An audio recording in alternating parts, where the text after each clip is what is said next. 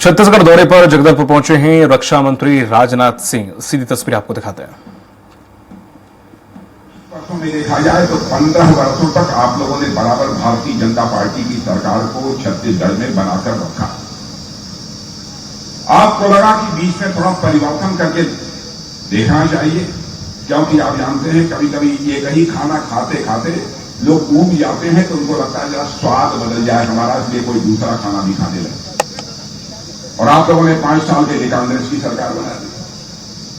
कांग्रेस की सरकार ने 5 वर्षों के अंदर यहां क्या किया है यह बताने की जरूरत नहीं। फिर आप लोगों ने फैसला किया सचमुच बेहतर तरीके से छत्तीसगढ़ में कोई पार्टी सरकार चला सकती है तो भारतीय जनता पार्टी ही चला सकती है। इसलिए आप लोगों ने यहां पर फिर से भारतीय जनता पार्टी की सरकार बनाई है।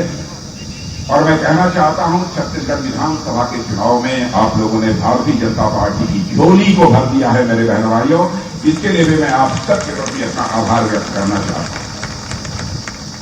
लेकिन स्थान स्थान पर जहां भी मैं जा रहा हूं, चाहे मैं मध्य प्रदेश गया था, राजस्थान गया था और आज आप लोगों के बीच छत्तीसगढ़ में पहले भाइयों कुछ ही महीने पहले विधानसभा का चुनाव हुआ और फिर लोकसभा का चुनाव होगा। हमारा यह कहना है कि क्यों ना विधानसभा और लोकसभा चुनाव सारे देश के एक ही बार करा दिए जाएं, ताकि जनता का समय भी बचे और साथ ही साथ संसाधन भी बचे।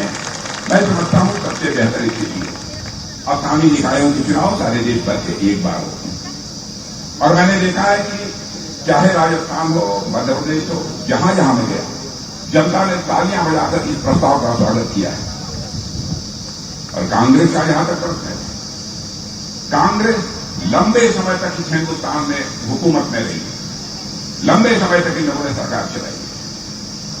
जब जब कांग्रेस की सरकार यहां पर रही है तब तक भ्रष्टाचार तेजी के साथ बढ़ा। कभी जीप घोटाला, कभी कोई घोटाला, कभी राफेल घोटाला, कभी 2G घोटाला, कभी खाद घोटाला, घोटालों पर घोटाले। लोग ये कहने लगे थे उस समय कि कांग्रेस सरकार जब आती है तो घोटालों की बाढ़ आ जाए, ऐसी चल रही। और आपने देख लिया प्रत्यक्ष अपनी आंखों से इस छत्तीसगढ़ में आप लोगों ने एक बार कांग्रेस की सरकार बना दी, सब घोटाला तो अलग, यहां गोठान घोटाला, गोबर का घोटाला हो गया बहनों भाइयों। ऐसी तो मैंने कभी कल्पना भी नहीं की।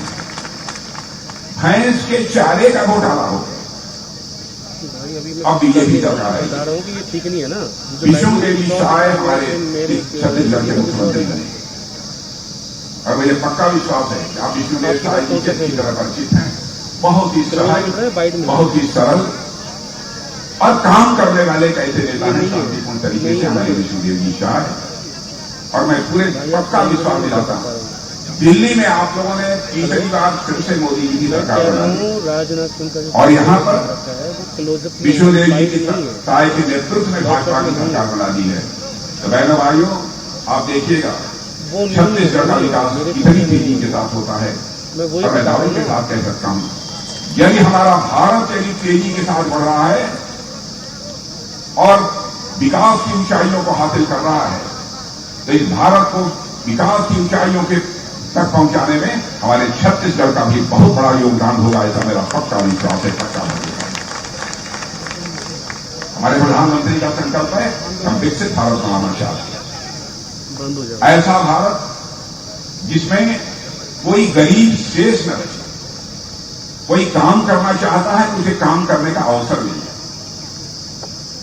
किसी को किसी भी प्रकार की जलालत और मुसीबत न झेलनी पड़े। एक ऐसे भारत का निर्माण करना चाहते हैं। और मेरे बहनों भाइयों सचमुच हमारे प्रधानमंत्री ने तो करिश्मा कर दिया, करिश्मा किया।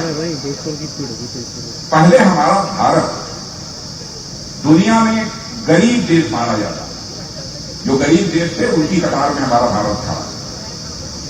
भारत पहले कुछ बोलता था तो भारत की बातों को लोग बहुत ध्यान से दुनिया में नहीं थी, लेकिन आज भारत की हैसियत इतनी बढ़ गई है, भारत का कद इतना बड़ा हो गया है।